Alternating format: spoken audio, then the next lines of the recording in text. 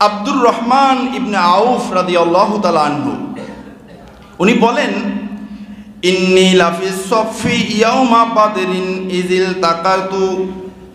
Is ইলতাফাতু ফাইদা আন Yemeni ওয়া আন ইয়াসারি ফাতিয়ানি হাদিসাস সিন্নি। বলছেন, আমি বদরের যুদ্ধে অংশগ্রহণ করছিলাম। তো বদরের যুদ্ধে যখন যুদ্ধের জন্য সারিবদ্ধভাবে দাঁড়িয়ে গেলাম, যখন আমি দাঁড়াইলাম, দাঁড়ানোর পরে আমার ডানে এবং বামে দেখতে পেলাম ছোট ছোট অল্প বয়সী দুইটা ছেলেকে। জেহাদের ময়দানে, যেখানে কাফেরদের সাথে যুদ্ধ করতে হবে, এবং বদরের যুদ্ধটা ছিল এমন একটা যুদ্ধ যেই যুদ্ধে মুসলমান যদি কামিয়াব না হতো, ইসলামের ইতিহাসের রূপরেখাই চেঞ্জ হয়ে যেত, এমন গুরুত্বপূর্ণ যুদ্ধ। তো এই গুরুত্বপূর্ণ যুদ্ধে 1000 কাফের অস্ত্রশস্ত্রে সজ্জিত, আর আমরা মাত্র 313 জন খালি পায়ে। অস্ত্র তো বহু দূরের কথা, আমাদের পায়ে কোনো জুতাও নাই। এই অবস্থায় যুদ্ধের জন্য প্রস্তুতি নিলাম, দাঁড়াইলাম, দাঁড়িয়ে দেখতেছি যে আমার ডানে এবং বামে ছোট ছোট দুইটা ছেলে দাঁড়িয়ে আছে, তারাও যুদ্ধে আসছে। বলুন না সুবহানাল্লাহ। এখন আপনার বিপদের সময় যদি আপনার সাথে একজন দুর্বল মানুষ থাকে, আপনার কি শক্তি বাড়বে না কমবে?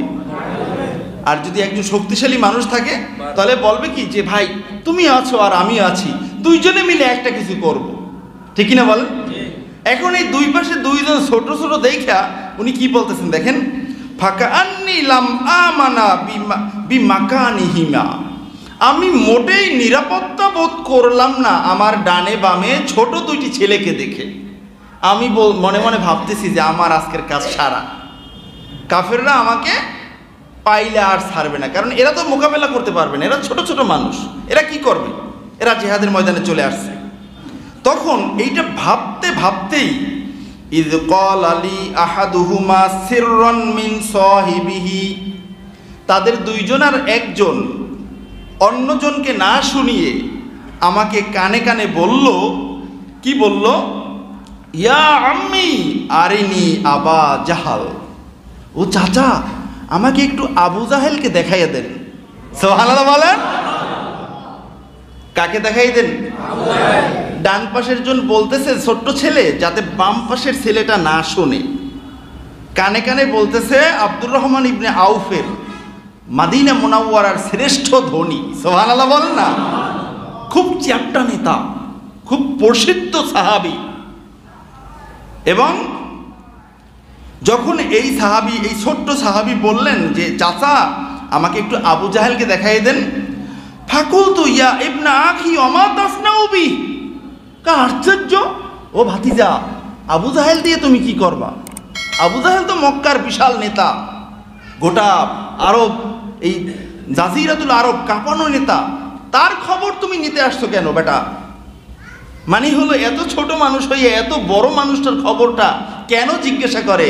এটা হলো আব্দুর রহমান ইবনে আউফের একটা জানার আগ্রহ। বলুন না সুবহানাল্লাহ। তখন এই ছোট্ট ছেলে কি বলতেছেন দেখেন, আহাদুল্লাহ ইন রাআইতুহু আন আকতুলাহু আও আমুতা দুনা, বলছে চাচা বাড়ি থেকে নিয়ত করে এসেছি, হয় আবু জাহেলকে মারব না হয় আমি মরব। সুবহানাল্লাহ। ছোট্ট ছেলে, হয় আবু জাহেলকে মারব না হয় আমি মরব, আমুতু দুনা, আমি মরব। এই কথা শুনে আব্দুর রহমান ইবনে আউফ ভাবতেছেন বলে কি, কোনো কথা জবাব দিতে না দিতেই বাম পাশের জনে আব্দুর রহমান ইবনে আউফের হাত ধরে নাড়া দিতেছেন, চাচা ইসমাইলি আমার দিকে শোনেন, আমার দিকে শোনেন, কি আমার ভাইয়ের সাথে কি বলতেছেন আপনি? ফাকালা লিয়াল আখারু সিররান মিন সাহিবিহি মিথলাহু, আব্দুর রহমান ইবনে আউফ বলেন আমাকে দৃষ্টি আকর্ষণ করে আমার বাম পাশের ছোট্ট ছেলেটা ওই কথাই বলল যেই কথাটা ডান পাশের ছেলেটা বলল। বলুন না সুবহানাল্লাহ। একই কথা, চাচা আমাকে আবু জাহেলকে দেখাই দেন, কি করবা তুমি আবু জাহেল দিয়া? বলছে আমি আজকের ওয়াদা করে এসেছি আল্লাহর সাথে আমি কসম খেয়ে এসেছি, হয় আমি আবু জাহেলকে মারব, না হয় আমি মরব। সুবহানাল্লাহ। ছোট্ট ছোট্ট ছেলে। এবারে দেখেন আব্দুর রহমান ইবনে আউফ রাদিয়াল্লাহু তাআলা আনহু উনি কি বলেন, ফামা সাররানি আন্নি বাইনা রাজুলাইনি মাকানাহুমা। আব্দুর রহমান ইবনে আউফ রাদিয়াল্লাহু তাআলা আনহু বলেন, এবারে আমার কলিজাটা বড় হয়ে গেছে। আমি মনে মনে ভাবতেছি, আমার দুই পাশে দুই নওজোয়ান না থাকলে কি হবে, আমার দুই পাশে দুই আল্লাহর ফেরেশতা এসে দাঁড়িয়ে গেছেন। বলেন না সুবহানাল্লাহ। দুই পাশে দুইজন যুবকের দরকার নাই, শক্তিশালী মানুষের দরকার নাই, এরাই তো দুইজন যুবককে হার মানিয়ে ফেলবে। মনে এই প্রশান্তি নিয়ে ফাআশারতু লাহুমা ইলাইহি, দুই ভাইকে বললেন, এই তোমরা না আবু জাহেলের কথা জিজ্ঞাসা করছো, ওই যে দূরে দেখো বড় ঘোড়াটার উপরে লম্বা মাথাটা, যে এটাই হলো আবু জাহেল। আল্লাহু আকবার। বড় ঘোড়ার উপরে আসছে, বড় নেতা না, সবচেয়ে বড় ঘোড়ার উপরে আসছে। আর আবু জাহেলকে দেখতেও খুব লম্বা চওড়া, এবং অনেক মানুষের মাঝে থাকলেও তাকে একটু উঁচা উঁচা দেখাইতো, কারণ খুব স্বাস্থ্য অনেক ভালো ছিল, লম্বা চওড়া বড় নেতা। এখন যখনই আমি তাদেরকে দেখিয়ে দিলাম, ফাসাদ্দা আলাইহি মিসলা সাকরাইনি হাত্তা দরাবাহু। আব্দুর রহমান ইবনে আউফ রাদিয়াল্লাহু তাআলা আনহু বললেন, আমি দেখাতে দেরি হলো, কিন্তু এই দুই ছেলে মিসলা সাকরাইনি হাত্তা দরাবাহু, বাস পাখি যেমনি ভাবে শিকারের পিছনে উড়ে, একই রকম বাস পাখির মতো আবু জাহেলের উপরে দুই ভাই গিয়ে ঝাঁপিয়ে পড়লো। আল্লাহু আকবার। ছোট্ট দুই ছেলে, 1000 মানুষ অস্ত্রে শস্ত্রে সজ্জিত, তারা তাদের নেতাকে বিশাল বেষ্টনী দিয়ে রাখছে। কিসের বেষ্টনী? কি তারা তো মারবে না হয় মরবে, ঠিক কিনা বলেন? মুসলমান তো মৃত্যুকে ভয় পায় না, ঠিক কিনা বলেন? এ কারণে আমি কয়েক জুমা আগে আপনাদেরকে হাদিস শুনিয়েছিলাম যে মুসলমান ওই সময় অমুসলিমদের হাতের দাবার গুটিতে পরিণত হবে যখন মুসলমানদের মাঝে দুনিয়ার লোভ আসবে আর মৃত্যুকে তারা ভয় পাবে, ঠিক কিনা বলে? একজন সত্যিকার অর্থে মুসলমান সে যে কোনো মুহূর্তে মৃত্যুকে কবুল করতে রাজি হয়ে যায়, ঠিক কিনা বলে? কারণ আমি মারা গেলেই তো আমি যাব আমার আল্লাহর কাছে, ঠিক কিনা বলে? আর আল্লাহর মহব্বত আসাধ্য হুব্বাল লিল্লাহ, যা কিছু আছে হাত্তাকে আমার জীবনের চেয়েও বেশি আমি আমার আল্লাহকে ভালোবাসি, ঠিক কিনা বলে? সুতরাং আমি যাকে ভালোবাসি তার কাছেই যাব, ঠিক কিনা বলে? এখন এই দুই ভাই গিয়ে বাস পাখির মতো, শব্দ চয়ন দেখছেন, সাহাবী বলছে মিসলা সাকরাইন। এই সাকরাইন বলা হয়, সকরুন শব্দের অর্থ হলো বাস পাখি। আকাশে বাস পাখি ওড়ে না? দেখবেন এই বাস পাখিগুলো কি জন্য, ছোট ছোট পাখি আছে, এগুলোকে খুব মানে আক্রমণ করতে চেষ্টা করে। কয়েকটা মিলে একটার উপরে যায়, আছে না এরকম? একই জায়গায় টার্গেট, দুই ভাই মিলে একই জায়গায় টার্গেট করলো, এক জায়গায় গিয়ে ঝাঁপিয়ে পড়লো। বলুন না সুবহানাল্লাহ। এই দুই ছেলের পরিচয় দিয়ে বলতেছেন আব্দুর রহমান ইবনে আউফ রাদিয়াল্লাহু তাআলা আনহু, উনি বলেন হুমা ইবনা আফরা, তারা দুইজন ছিলেন আপন ভাই, মাআজ এবং মুআওয়াজ, সাইয়েদনা আফরা রাদিয়াল্লাহু তাআলা আনহুর দুই ছেলে। বলুন না সুবহানাল্লাহ।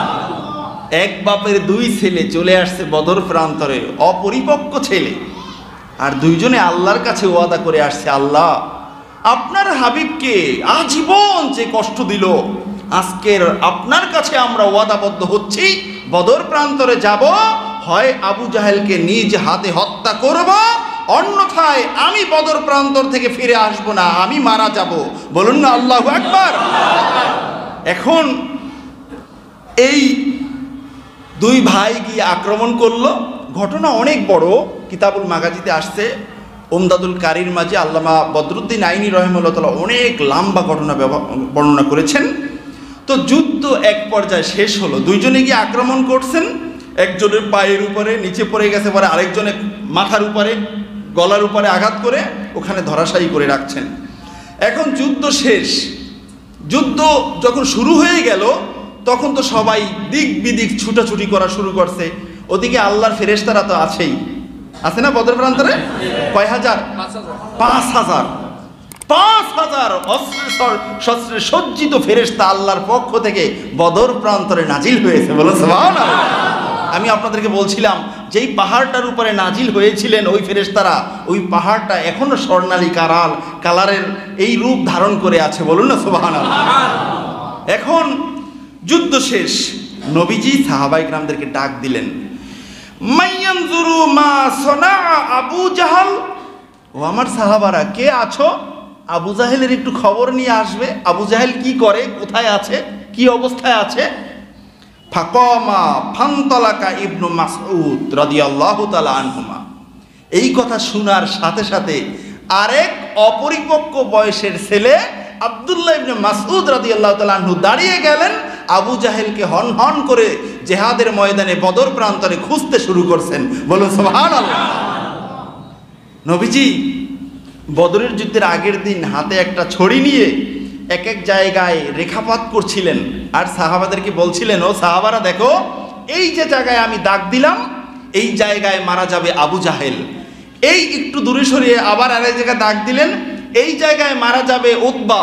আর একটু দূরে দাগ দিলেন, এই জায়গায় মারা যাবে সাইবা।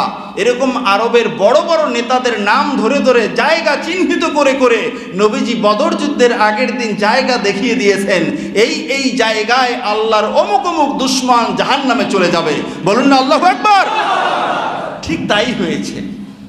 হাদিসে এসেছে, আব্দুল্লাহ ইবনে মাসউদ রাদিয়াল্লাহু তাআলা আনহু খুঁজতে খুঁজতে কোথাও পান না।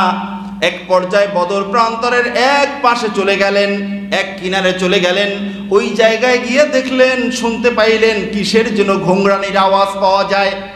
আব্দুল্লাহ ইবনে মাসউদ রাদিয়াল্লাহু তাআলা আনহু চারদিকে তাকিয়ে দেখলেন কোনো মানুষ তো আর জীবিত নাই, তবে বদর প্রান্তরের এক পাশে মনে হয় যেন একটা মানুষ একটু নড়াচড়া করে। তখন পাশে গিয়ে দেখলেন এটা তো আর কেউ নয়, সেই আবু জাহেল বসে বসে ঘোংরাচ্ছে। তার মানে ওই যে দুই ভাই মেরে গেছে, পুরা জানটা যায় না, এখনো জীবিত আছে, তবে নড়াচড়া করতে পারে না, হাঁটাচলা করতে পারে না, জোরে জোরে আওয়াজ দিতেছে। আপনারা যখন গরু জবেও করেন, গরু জবেও করার পরে আওয়াজ দেয় না, এক ধরনের জোরে জোরে আওয়াজ দেয়, এটা শুনলে ভয় লাগে অনেক সময়, এরকম আওয়াজ দিতেছে। এখন আব্দুল্লাহ ইবনে মাসউদ রাদিয়াল্লাহু তাআলা আনহু ওখানে গেছেন, যাই বলছে, আনতা আবু জাহেল? তুমি না আবু জাহেল? আল্লাহু আকবার। বড় নেতা যাই বলে, তুই না আবু জাহেল? বলছে, হ্যাঁ আমি তো আবু জাহেল। আব্দুল্লাহ ইবনে মাসউদ রাদিয়াল্লাহু তাআলা আনহু নিজের এই বাম হাঁটুটাকে আবু জাহেলের বুকের উপরে উঠাইছে। বলুন না আল্লাহু আকবার। বুকের উপরে উঠিয়ে এই পা দিয়ে পাড়া দিয়ে তার মাথাটা কাটা শুরু করছে। এই সময় আবু জাহেল বলছে যে, এই শোনো শোনো, আজকের যুদ্ধে জয় লাভ করছে কারা, মুসলমান নাকি কুরাইশরা? তখন বলছে আব্দুল্লাহ ইবনে মাসউদ রাদিয়াল্লাহু তাআলা আনহু যে আজকের যুদ্ধে আল্লাহ তাআলা মুসলমানদেরকেই কামিয়াব দিয়েছেন এবং তোমাদের এই কুরাইশদেরকে আল্লাহ তাআলা জাহান্নামে প্রেরণ করেছেন।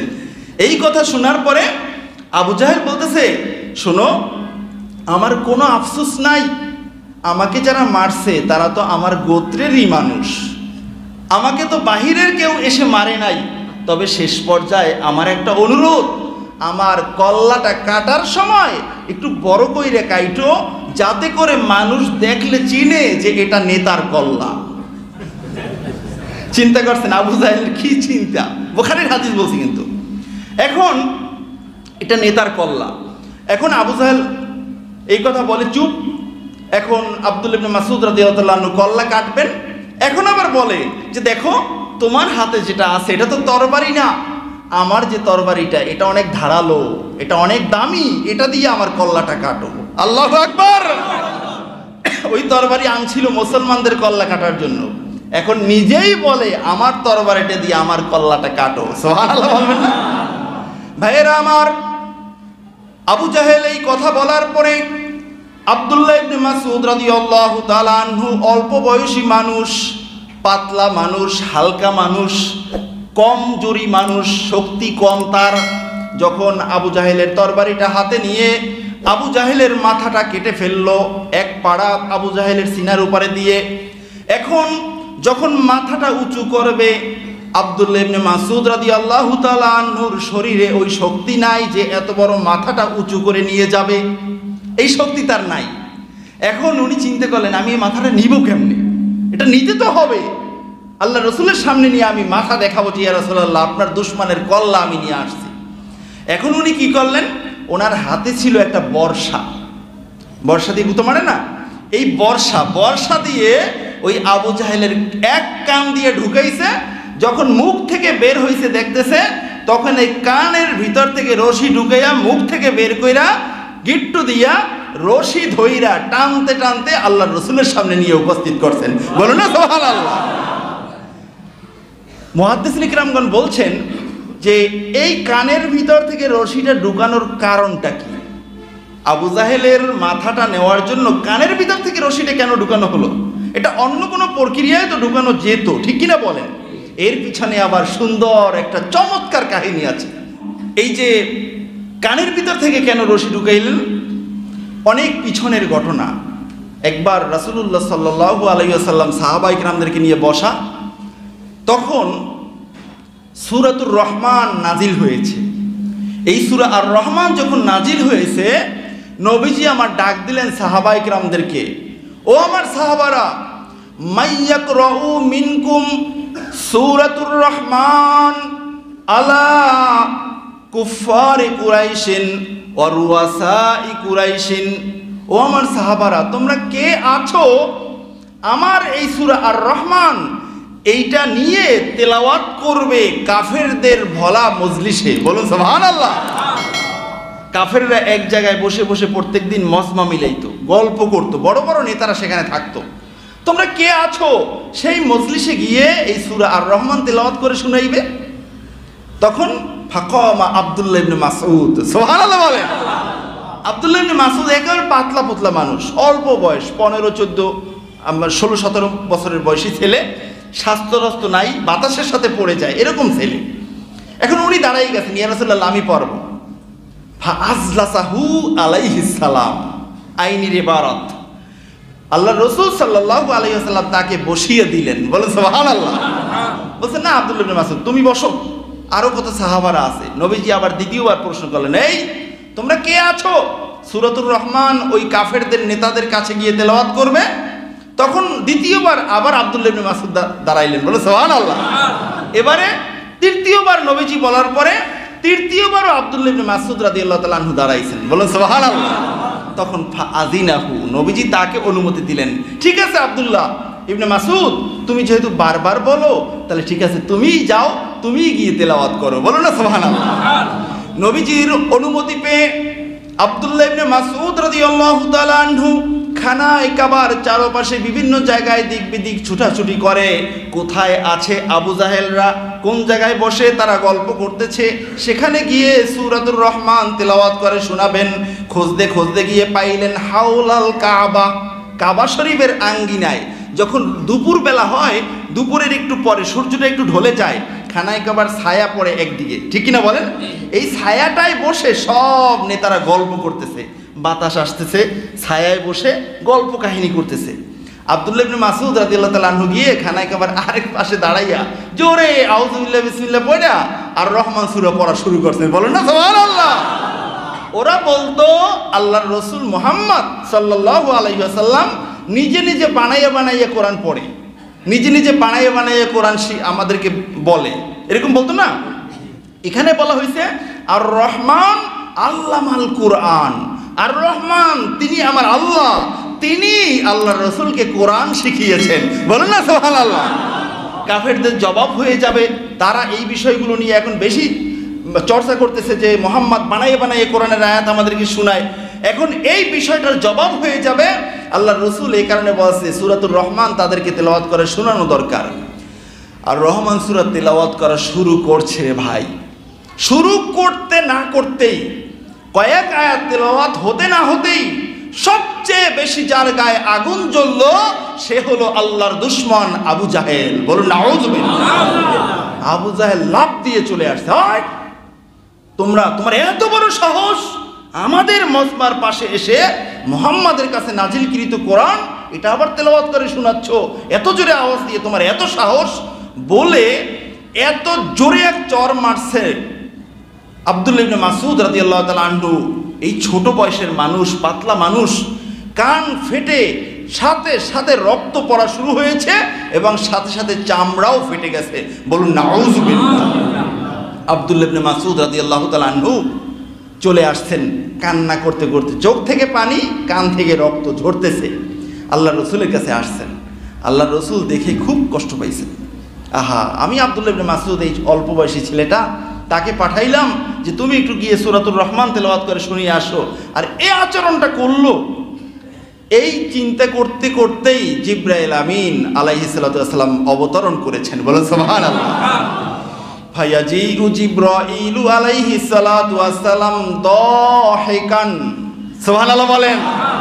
জিবরাইল আমিন আলাইহিস সালাতু ওয়াস সালাম হাসতে হাসতে আসতেন, মুস্তাবশিরান, সুসংবাদ নিয়ে আসছেন। বলুন না সুবহানাল্লাহ।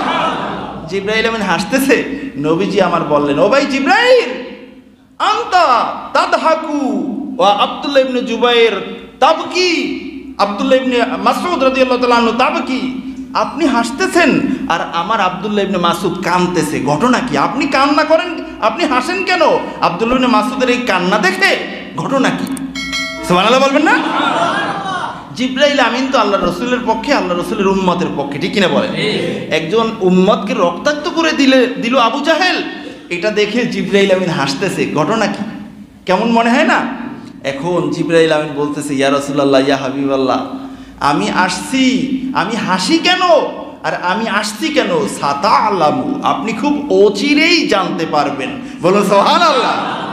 বলছেন, ইয়া রাসূলুল্লাহ, ইয়া হাবিবাল্লাহ, আব্দুল্লাহ ইবনে মাসউদকে কান্না করতে না করেন। আব্দুল্লাহ ইবনে মাসউদের এই প্রতিশোধ খুব দ্রুতই নিতে পারবেন বদর প্রান্তরে। সুবহানাল্লাহ। বদর প্রান্তরে নিতে পারবেন। তখন আল্লাহ রসুল আর প্রশ্ন করেন নাই, বদর প্রান্তরে কেমনে নিবেন, কি করবেন, কিভাবে নিবেন, আর প্রশ্ন করেন নাই। বদর যুদ্ধে যখন আল্লাহ রসুল বললেন, তোমরা কে পারো আমার আবু জাহেলে কি করে এটা খোঁজ খবর আনতে, এই আব্দুল্লাহ ইবনে মাসউদ রাদিয়াল্লাহু তাআলা আনহুই সেখানে চলে গিয়েছিলেন। বলেন সুবহানাল্লাহ। এখন আব্দুল্লাহ ইবনে মাসউদ রাদিয়াল্লাহু তাআলা আনহু এই যে কানের ভিতরে খোসা মারছেন, তার ওই সেই কি দিয়ে, বর্ষা দিয়ে, এই খোসাটা মারছিলেন মূলত ওই দিনের প্রতিশোধ নেওয়ার জন্য। যদিও আব্দুল্লাহ ইবনে মাসউদের মনে নাই ঘটনাটা। প্রতিশোধ নিতেছেন কে? আল্লাহ। আর যারা বলেন কে? এই প্রতিশোধ নিয়ে রশি ঢুকাইয়া নিয়ে আসছেন।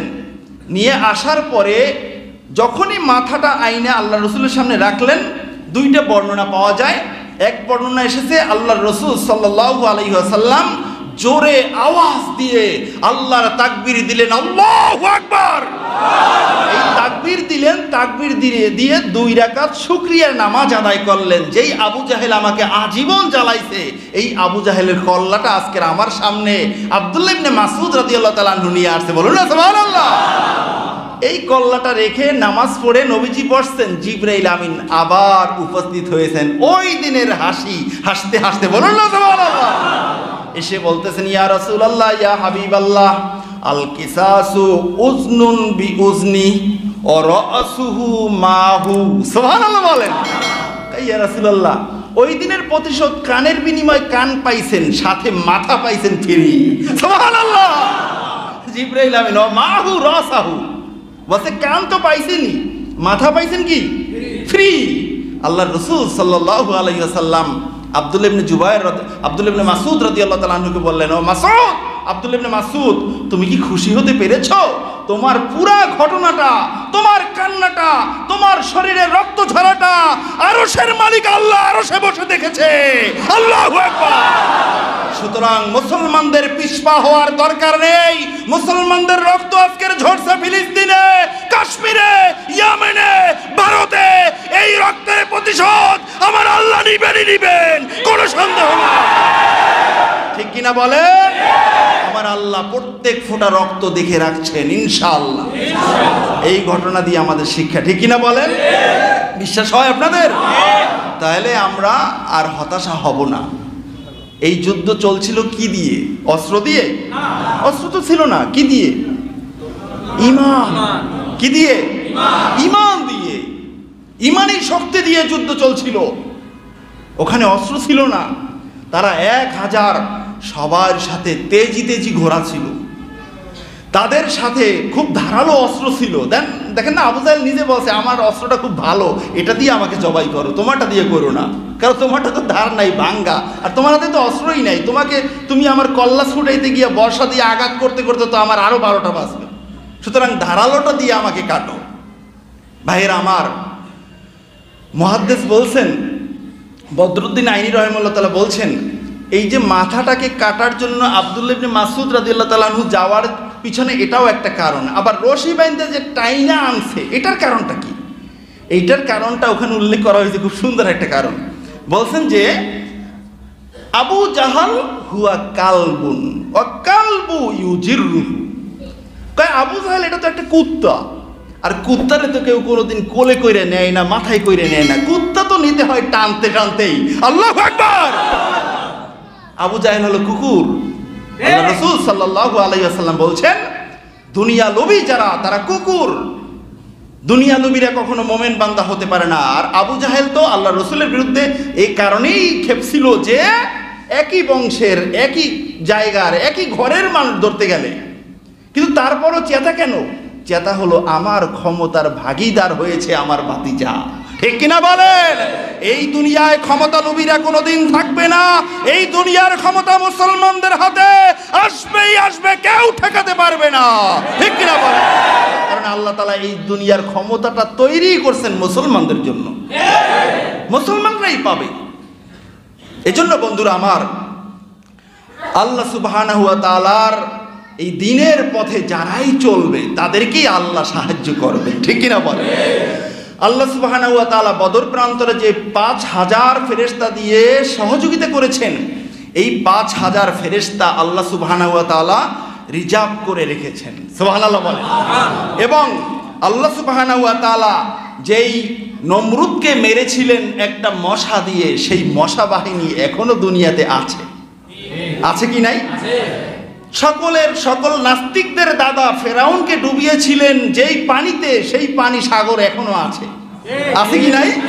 এরপরে আমাদের নবী সাল্লাল্লাহু আলাইহি ওয়াসাল্লাম যে এক মুষ্টি কঙ্কর নিক্ষেপ করেছিলেন কাফেরদেরকে লক্ষ্য করে, অমা রমাইতা ইজ রমাইতা, এই আয়াতে কারিমার মেজদাক, এই আয়াতে কারিমা সাক্ষী দেয় যেই পাথর, যেই কঙ্কর নিক্ষেপ করেছিলেন সেই কঙ্করও এখনো জমিনে আছে, ঠিক কিনা বলে?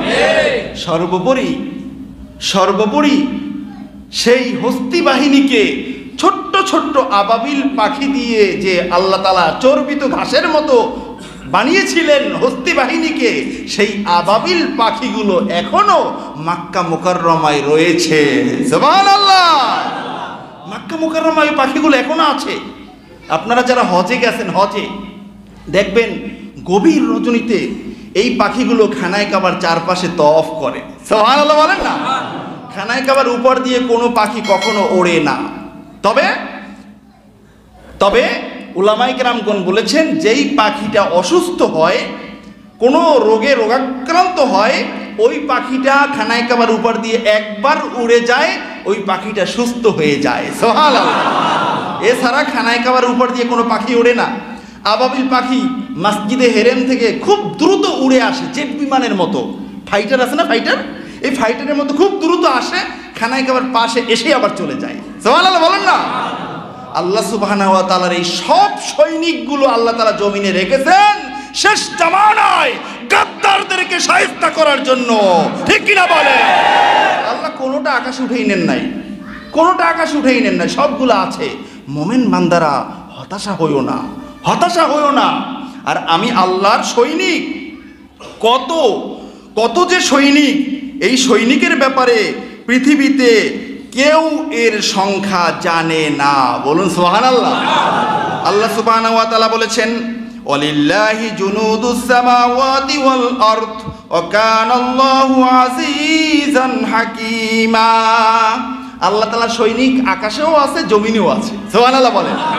আকাশেও আছে, জমিনেও আছে। জমিনে আছে কারা? মুফাসসিরিন কিরামগণ বলেছেন, উল্লেখযোগ্য তাফসিরে আপনি পাবেন, ওয়ালিল্লাহি জুনুদুস সামাওয়াতি ওয়াল আরদ, এই জমিনের সৈনিক হলেন 1 নাম্বার তারা যারা মোমেন বান্দা। সুবহানাল্লাহ। এই মোমেন বান্দারা জমিনে আল্লাহর সৈনিক। সুবহানাল্লাহ বলবেন না? তো আল্লাহর সৈনিক, আজকের আমেরিকার সৈনিকদেরকে কেউ কিচ্ছু বলতে পারে না। যেই দেশে থাকে ওই দেশের সেনাপ্রধানও তাকে সালাম দেয়, ঠিক কিনা বলেন? তো আল্লাহর সৈনিক যারা, তাদেরকে তো সবাই সালাম দিতে হবে, ঠিক কিনা বলেন? তো আমরা আল্লাহর সৈনিক, আমাদেরকে কেউ রুখতে পারবে না, ঠিক কিনা বলেন? বাতাস এসে আমাদেরকে ডানে বামে টলমল করতে পারবে, কিন্তু আমাদেরকে ভাঙতে পারবে না, ঠিক কিনা বলেন? আল্লাহর ঘোষণা, আল্লাহু মুতিম্মু নূরিহি ওয়ালাউ কারিহাল কাফিরুন। কাফেররা যতই চাক না কেন, আল্লাহর এই ইসলামের আলো এটাকে আল্লাহ জ্বালাবেনই জ্বালাবেন। এই পতাকা জমিনে উঠাবেনই উঠাবেন, এটা কেউ অবনমিত রাখতে পারবে না, ঠিক কিনা বলে?